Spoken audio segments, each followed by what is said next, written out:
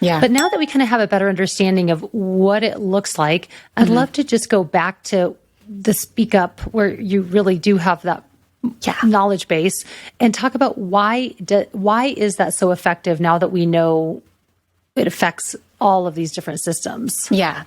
So Speak Out is created for voice, but as I said earlier, it can also help slow down the speech and improve articulation. Those are just kind of like effects.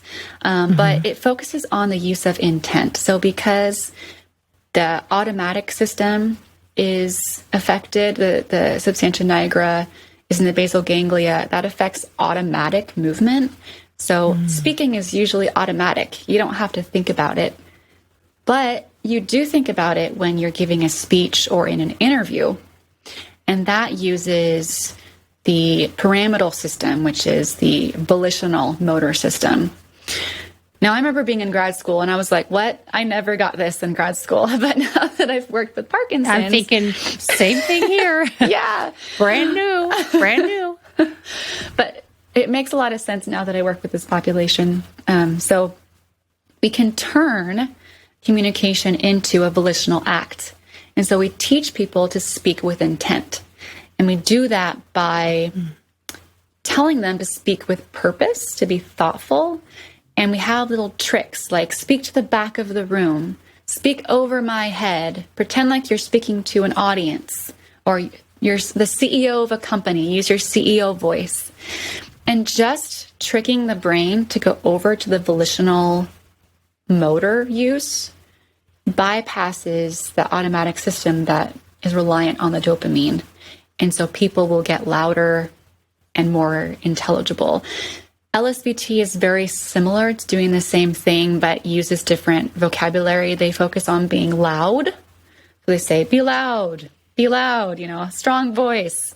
It's basically the same concept. I like using intent because you can be intentional and not really loud and still be better understood. But they both have really good outcomes in terms of people maintaining their skills over time. Well, and I appreciate that explanation because honestly, I have heard about this a million times. I really have never had a need to do the training, but I really and truly did not know what was at the heart of it. So that explains a lot. Yeah. Now, so let's say even if they are having these respiratory where they can't take the full breath, or that's challenging for them, is it something where that has to be addressed first before that speaking with intent, or can you do them at the same time? Good question. So this goes back to the work that I did before I was a Speak Out provider, where I would work individually on respiration and then on slowing the speech and then on being loud. You don't focus on that. So because people with Parkinson's often have a decline in cognition, we try and keep the cognitive load low and we only work on the intent. But because of the mechanisms for that, they automatically take a bigger breath. If they're thinking like, oh, I have to talk to the back of the room. Hello, you automatically open your mouth, take a breath, and speak forcefully. So we don't actually even talk about breathing at all.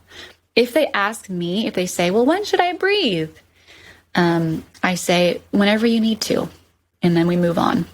And it's a lot of modeling. So I will model taking a breath, but I won't actually explain it to them.